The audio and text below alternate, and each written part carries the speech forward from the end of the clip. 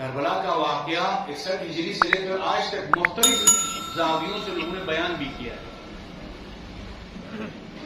بعض لوگ اس کو ایک تحریکی شکل میں دیکھتے ہیں، بعض لوگ اس کے فقط اخلاقی روح سے اس کی تحلیل کرتے ہیں، بعض لوگ فقط حماسہی جو اس کے جو آہ و بکا ہے، اس کی جو مصیبتیں ہیں اس کی روح سے تحلیل کرتے ہیں. یہ سارے کے سارے جو واقعات یا ساری کی ساری تحلیلیں اپنی جگہ میں درست ہے. ایک اور تحلیل جو کربلا کے حوالے سے ہم اس کی طرف، اس پہلو کی طرف اصلاً توجہ نہیں کرتے ہیں، وہ کربلا کے اس سانحے میں جو ابا عبداللہ حسین علیہ السلام کے مقابلے میں جو دشمن آیا ہے اس کے بارے میں ہمیں شناخت نہیں ہے. دشمن شناسی بہت ضروری ہے. انسان جب تک اپنے دشمن کو نہیں سمجھے گا یا اپنے مقابل کو نہیں سمجھے گا وہ کسی بھی میدان میں کامیاب نہیں ہوگا.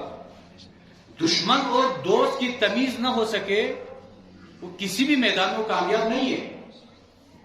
اگر سید الشہداء کربلا میں اگر یزید کو نہیں سمجھتا، یا یوں کہوں کہ کربلا میں یزید کو لوگوں کے سامنے سید الشہداء صحیح طریقے سے اس کے چہرے کو سامنے نہیں لاتا تو لوگ اسی کو صحیح دین سمجھ رہے تھے. صحیح دین کا چہرہ ان کے ذہن میں کیا تھا؟ خصوصاً شام والوں کے پاس امیر المؤمنین کو نعوذ باللہ ایک منفور ترین ذات کے طور پر جانتے تھے شام والے. کیوں؟ ایسی تبلیغ ہوئی تھی. امیر المؤمنین جیسی ذات جب شب 21 کو رمضان کی جب 21 کو آپ شہید ہوئے اور ممبر پر محراب پہ آپ شہید ہوئے، مسجد کی محراب میں جب آپ پر ضربت لگی آپ شہید ہوئے اور شام والوں نے سنا کہ علی نماز کی حالت میں شہید ہوئے ہیں تو ان کا رویہ کیا تھا؟ یہ اعلان کرنے لگے آج کے بعد ہم نے نماز پڑھنا چھوڑ دیا، کیونکہ علی بھی نماز پڑھتے تھے. نعوذ باللہ. یعنی امیر شام نے اس حد تک اعلی رسول کے خلاف پروپیگنڈا کیا ہوا تھا کہ علی نماز نہیں پڑھتا. نعوذ باللہ. آل رسول کو باغی اور نعوذ باللہ پیغمبر کے مذہب سے خالی سمجھتے تھے. انہوں نے جانشین رسول اللہ کو فقط امیر معاویہ سے اس کے طور پر معرفی کیا اور اس کے بعد اس کا جانشین یزید. کیونکہ سید الشہداء نے پہلے ہی دن سے یزید کی پلیدی کو دنیا کے سامنے لایا. یزید کون ہے؟ ایک فاسق ہے، ایک فاجر ہے، معلن بالفسق، علی الاعلان گناہ کرنے والا ہے.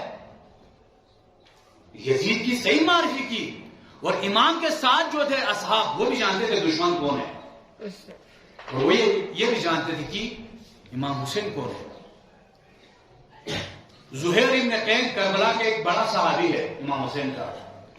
کربلا میں امام کے ساتھ شریک ہونے سے پہلے یا یوں کہوں امام کا ساتھی بننے سے پہلے وہ عثمانی مذہب کا تھا. اصلا علی کو نہیں مانتے تھے، امیر المومنین کو خلیفہ نہیں مانتا تھا. وہ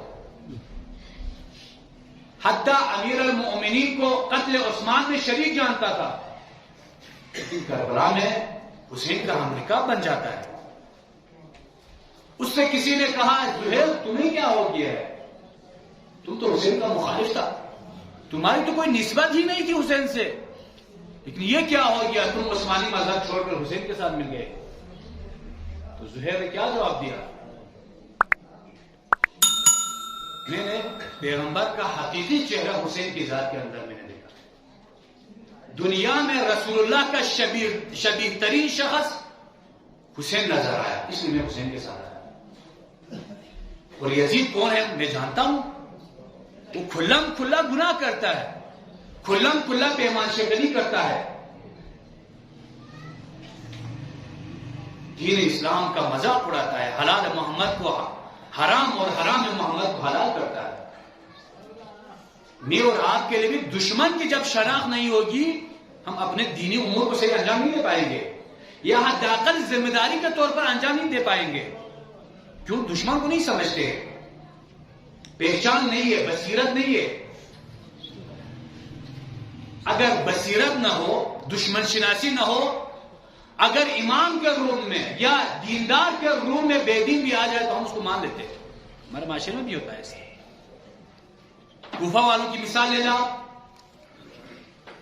ابن زیاد جب کوفے میں مسلم بن عقیل نے پورا کوفے کو اپنی بیعت میں لایا تھا تو ابن زیاد امام حسین کے لباس میں کوفے میں داخل ہو گئے اور لوگوں نے لبیک یا ابن رسول اللہ کے نعروں سے ابن زیاد کو امام حسین سمجھ کر انہوں نے استقبال کیا.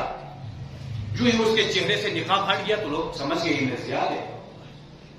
بصیرت نہ ہونے سے ابن زیاد کو بھی امام حسین سمجھنے لگے. گھنٹوں میں منٹوں میں جو 18,000 نے مسلم عقیل کے ہاتھوں میں بیعت کیا تھا ایک ہی رات میں بدل گئے. 30 نفر بھی مسلم کے ساتھ نہیں رہے. جب دشمن کی شناخت نہ ہو، معرفت دین نہ ہو، ہر کسی کو اپنا لیڈر مان لیتے. کربلا کے بعد سب سے زیادہ جو دین پر کاری ضرب جو لگائی گئی وہ حسین کے نام پر لگائی گئی. سب انتقام خون حسین کے نام سے، سب حقوق اہل بیت کے انتقام کے نام سے میدان میں آ گئے، سیاست میں آ گئے. اور وہی لوگوں نے اہل بیت کے ساتھ کیا کیا. بنی عباس کوئی غیر تو نہیں ہے نا. بنی عباس کون آپ جانتے ہیں؟ پیغمبر کے چاچا عباس کی اولاد میں سے منصور دوانقی ہے، ہارون رشید ہے. یہ سارے کے سارے سلسلہ ان کا کہاں سے چلتا ہے؟ پیغمبر کے چاچا سے. اور انہوں نے بھی امام جعفر صادق کے سامنے آ کے کہا کہ ہم آپ کے حقوق کے لیے میدان میں آ رہے ہیں. لیکن انہوں نے بھی ہمارے چھٹے امام کے بعد امام جعفر صادق، امام موسیٰ کاظم سے امام حسن عسکری تک سارے اماموں کو انہوں نے شہید کیا خود خاندان کے اندر سے. لیکن کس نام سے آئے تھے حکومت پر؟ اہل بیت کے خون کا انتقام لینے کی اسی نیت سے آئے تھے. لوگوں نے بصیرت، لوگوں کے اندر جب بصیرت نہ ہو تو بنی عباس کو خلیفہ ماننے لگے. اسی طرح امیر شام نے اپنے آپ کو خلیفہ کے طور پر منوایا تھا. لیکن کربلا میں امام حسین نے آ کر یہ بتلایا کہ امیر شام اس منصب کا، اس امامت کا حقدار نہیں ہے، بلکہ پیغمبر کے حقیقی وارث ہم اہل بیت ہیں. لیکن امام حسین نے عصر عاشور تک اپنی ذمہ داری نبھائی. اس کے بعد سارے گٹھن حالات، سارے تانے جو تھے، جو سارے شام کی جتنے بھی ان کے دلوں میں بغض تھا، اس سب کا مقابلہ جناب زینب اور امام سجاد نے کیا. اور یہی انجام ہے. کتنا صبر تھا جناب زینب کا.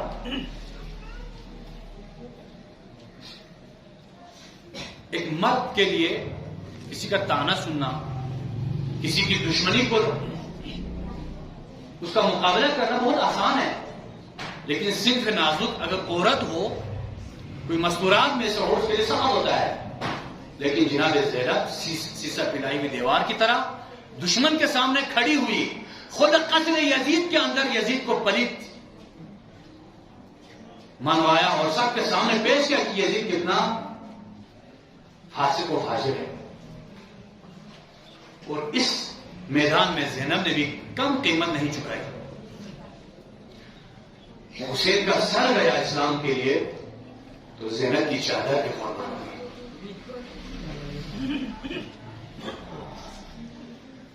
زخموں سے حسین چور چور ہو گئے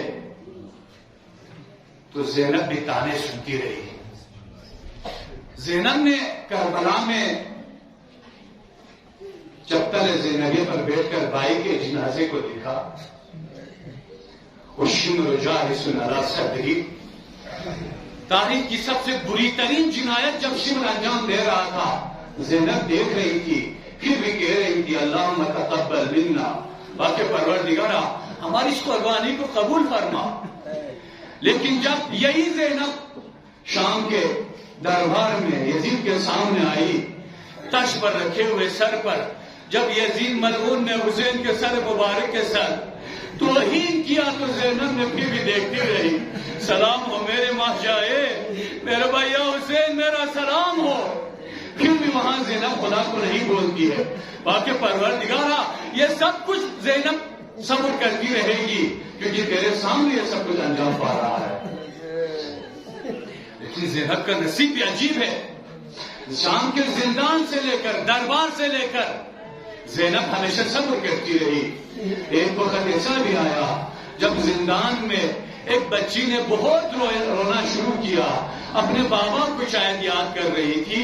جناب سکینہ یا جناب رقیہ رونے کی آواز اتنی بلند ہو گئی کہ یزید کے قصر تک جب یہ آواز گئی تو یزید کہنے لگے کوئی بچہ مر گیا ہے کیا، کوئی بچہ شاید دنیا سے چلا گیا ہے. اس نے جب لوگوں کو بھیجا زندان کی طرف تو کہنے لگے حسین کی چھوٹی سی بچی نے اپنے بابا کو یاد کیا ہے.